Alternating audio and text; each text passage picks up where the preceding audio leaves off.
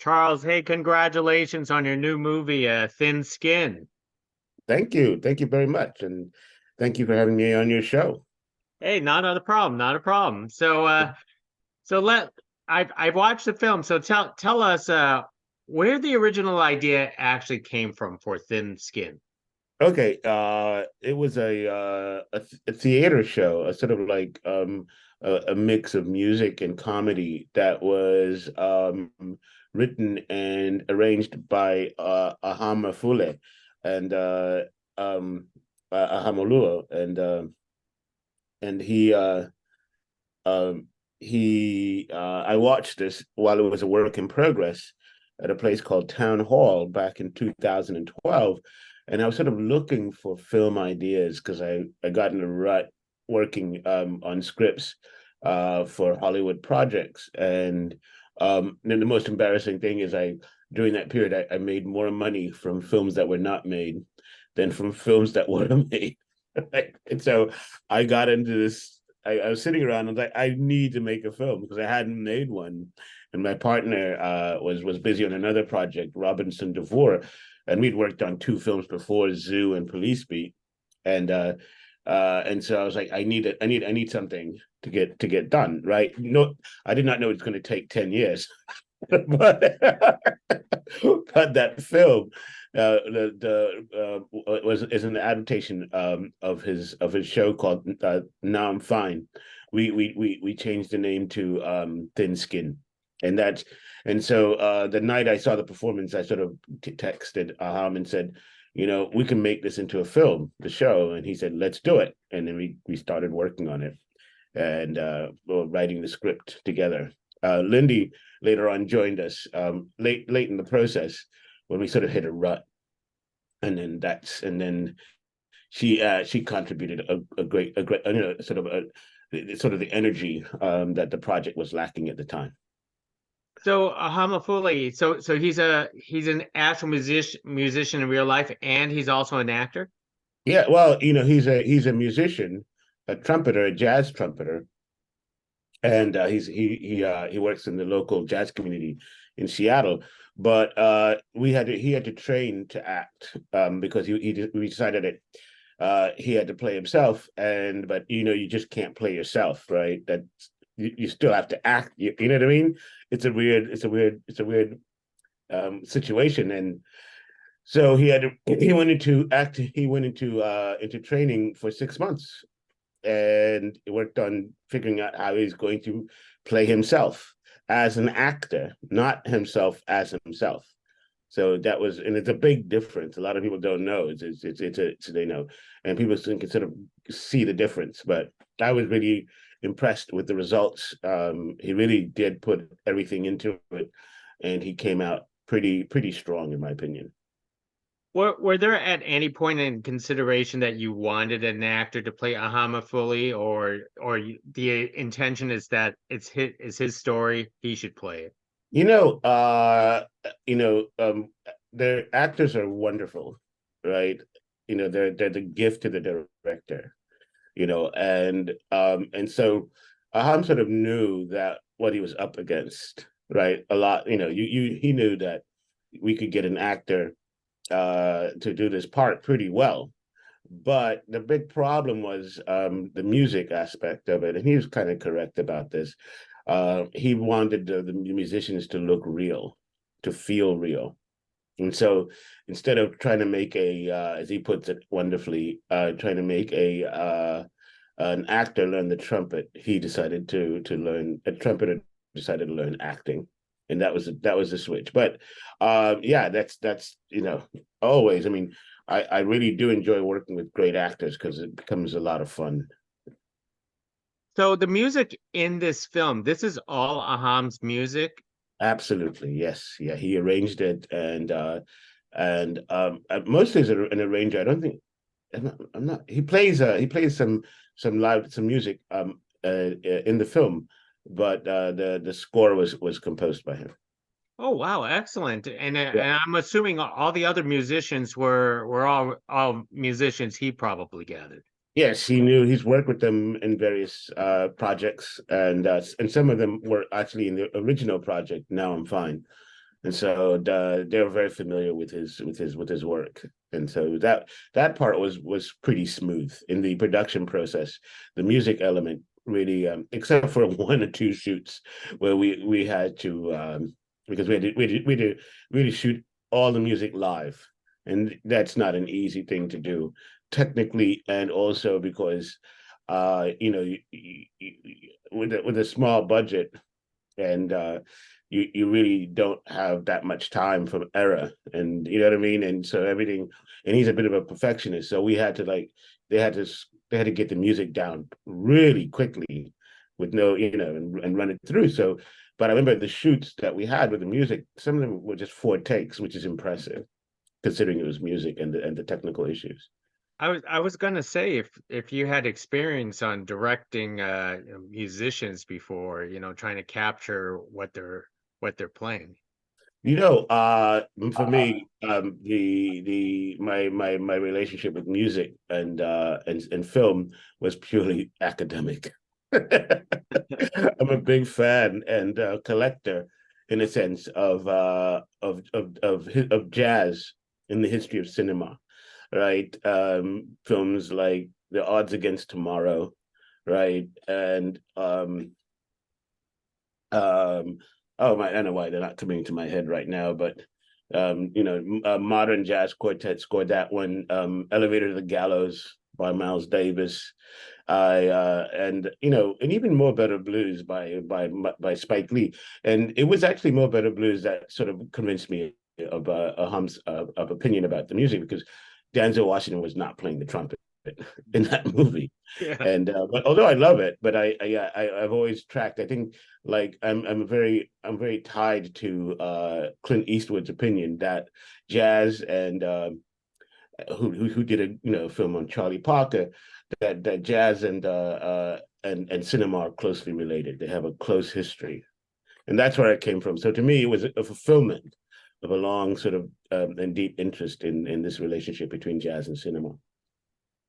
And the little plot lines in this film, was that all from his previous performance before, or you had to basically adjust the script to add more? Really adjust it. Yeah, there was stuff that came in.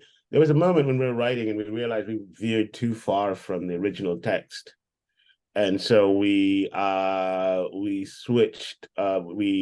We sort of reoriented ourselves and went back to the original text and brought a lot more of it back into the script than because you start writing something and then you have ideas and then you drift and you're like, well, why are we making this film? Well, let's go back to the original source and see what inspired the idea to make a film out of it. And that's how it happened. I mean, it's wonderful that you have eccentric characters in this film.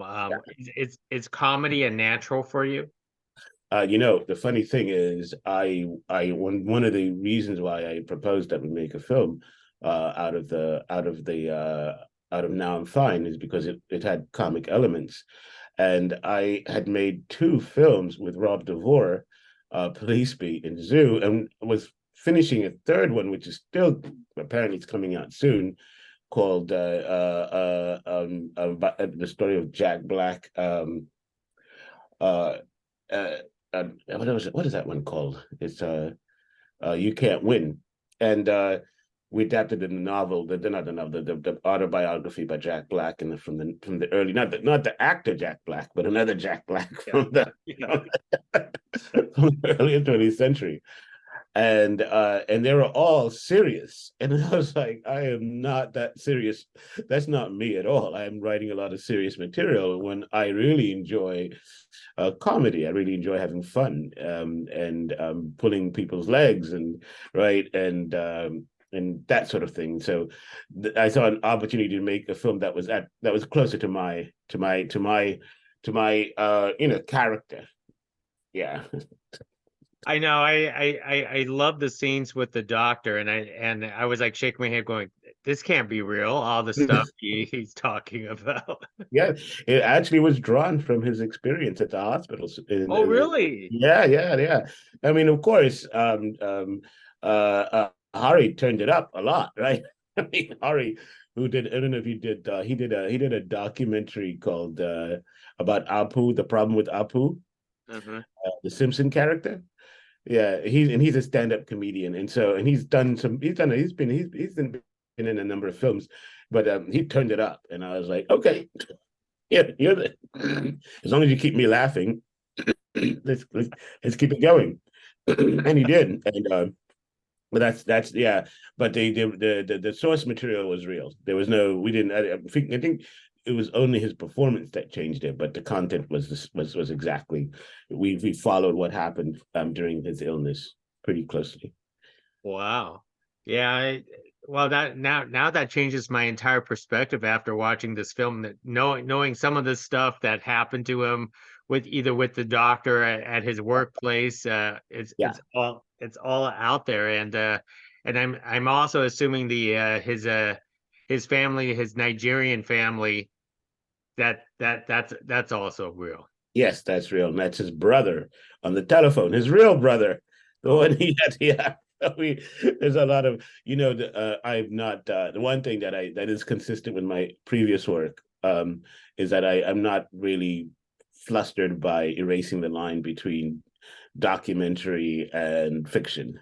To me, I'm happy to, I'm quite indifferent to to those distinctions, right? So there's a lot of stuff that's pretty real, right? And you can see because a lot of times, particularly with the characters who had experienced what we had actually had gone through those experiences. I mean, there you could see the emotion come out because they had to replay them, and that's fine. And I encouraged them to feel to go back to those feelings and so that the audience will see it and respond to it, right? wow, it sounds like you use every directing tool under the belt to get this movie made. Oh, shameless. Yeah, yeah. There's no, yeah.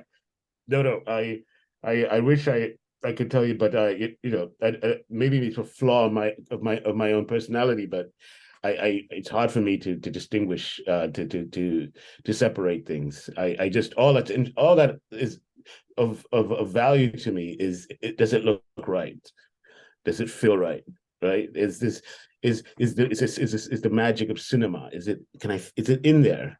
Right? If it comes out, then I'm fine. I don't care what it's doing. Right. That to me is my value system. You know, as a person who has a long and sort of deep appreciation of the art itself, right, in all of its manifestations.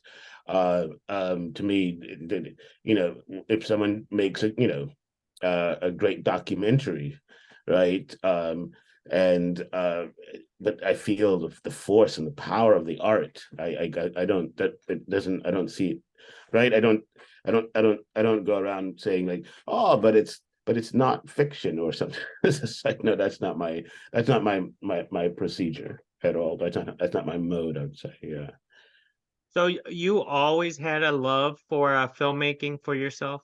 Yeah, do you know it's really interesting. I was just talking about this with a friend. I'm originally from Zimbabwe, and my first exposure to filmmaking was a film that was shot in Zimbabwe when I was a teenager, and it was called the Dry White Season.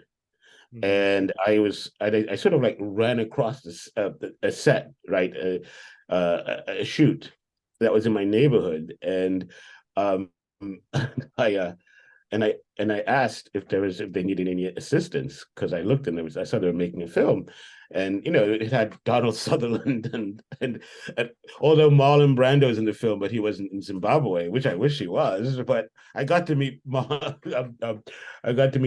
Sutherland, and I but I got they said sure, and they found me something to do. And I remember the day that I was on the set where they were shooting with rails a scene that involved Donald Sutherland walking out of the house, I think, and noticing something dangerous is going on, right? And I, uh, I was blown away. I mean, I'm about 17 or something like this, right? And it was the beginning of the end, right? It was just like that. I saw like, oh shoot, they did like 6 takes, right? And I saw them pushing the camera along the rails, right? And I saw how he had to step to a particular mark, right? And then and then he had to do it again. The door wasn't open right.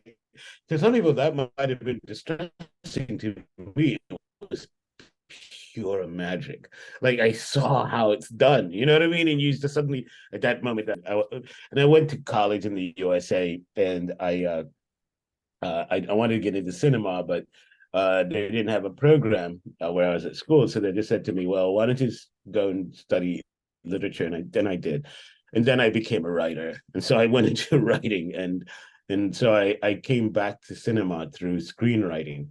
But and so this film is like the is this is it has its birth and back in Harare I think it was 1980 86, right? And in an anti-apartheid film that had some big names attached to it.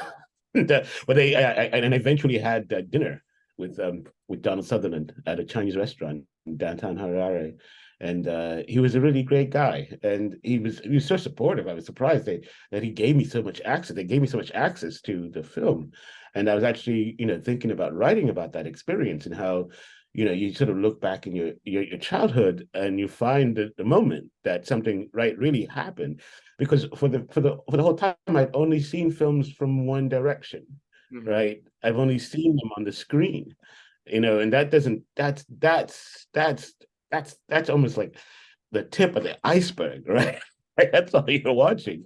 But when you see the processes and how it's made and how carefully it's constructed, like, and you see them working on the script, and the actors going through their lines, and right, and then and even using extras and making sure that the extras are doing certain things and whatever. I when you see all of that, then it suddenly everything comes together, like the whole universe, right? It's like that it's like that scene of epiphany, right? Just Mhm. like, wow, that's it. Then now I get it. And so suddenly I started watching films with this insight of what they're doing in the background, what they're doing, how they brought it together. I didn't see the editing process, and but later on I did finally get into an editing room, and that to me was like even more exciting. That's actually my favorite place, is the editing room. Now the production side is great, but when everything's in the can and you go into the editing room, that's when the real fun happens. That's when the film is really made. Yeah. Wow, that is excellent for you, Charles. And I know before we started the recording of this conversation, you mentioned that you were also in academics. Yeah. Is it funny and weird that that you do this and also teach it?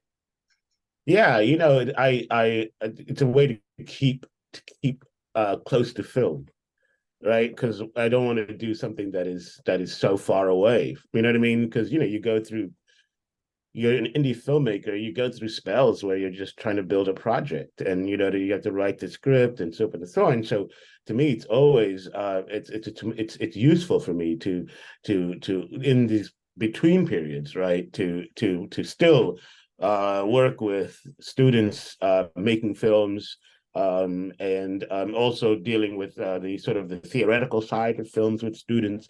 So it means that when I go back to filmmaking, I haven't really departed, right? It's just I leave the books, and then and go to the machine itself, right? And start seeing, putting the pieces together, and without a sense of having to recover, right? You just slip right back into it, and you feel it too. You see, so to me, they both communicate with each other. They're not separated. And that's why yeah, it's very important for me. And I don't think I would be in. I think I'd have to leave indie filmmaking if I didn't teach as a supplement to it. Wow. Well, I've taken a lot of your time already, Charles, but Yes.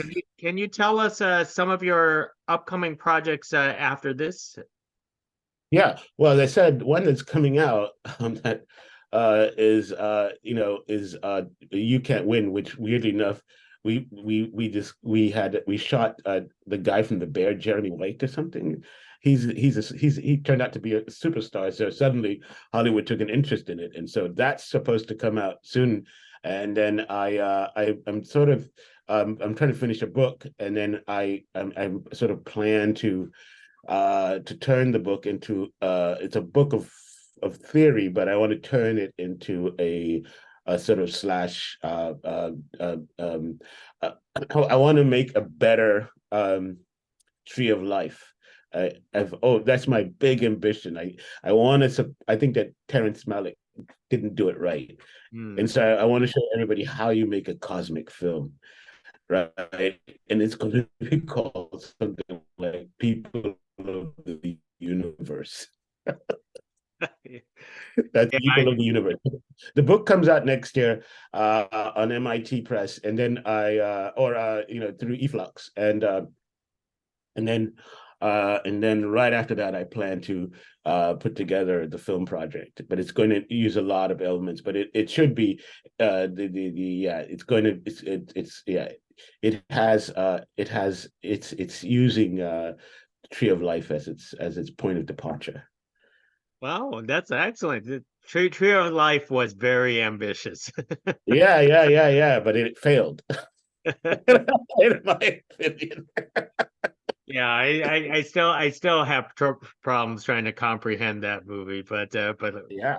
but it's very ambitious. Well, Charles, thank you very much for Thank speaking to you. us about Thin Yes. Skin, and hopefully down the road we'll get to talk again. But everyone should definitely check out. I did find a lot of parts in the film very hilarious, and music Thank is you. great. Thank So you very much.